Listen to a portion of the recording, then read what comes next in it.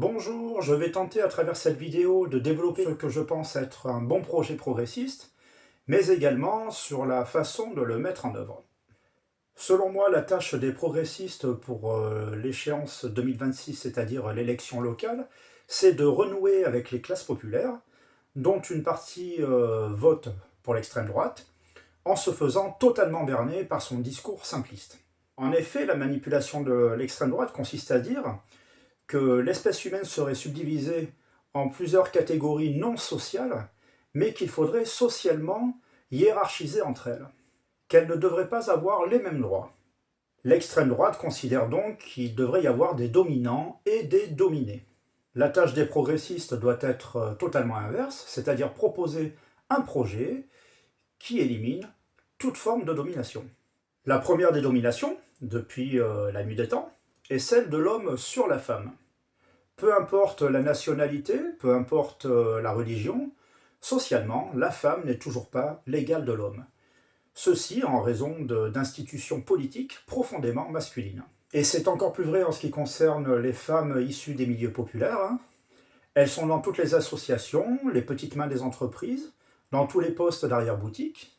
Elles encaissent les difficultés dans la vie et au travail. Pourtant, elles assument très souvent en silence leurs responsabilités pour que leurs enfants soient nourris et éduqués.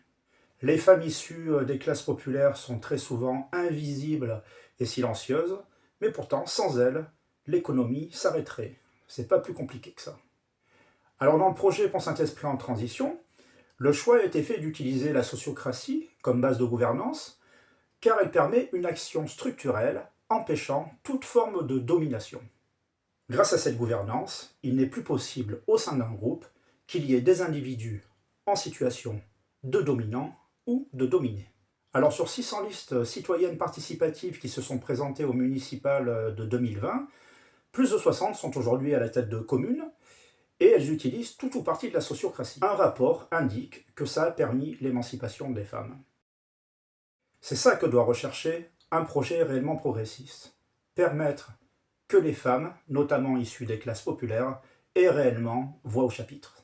En politique, les hommes réellement féministes se reconnaissent assez facilement, notamment au fait qu'ils sont en capacité de se ranger derrière un candidat qui serait une candidate. Les autres, ce sont des imposteurs. Face à l'extrême droite réactionnaire, ce ne peut être qu'une femme qui porte un projet progressiste. Bonne soirée!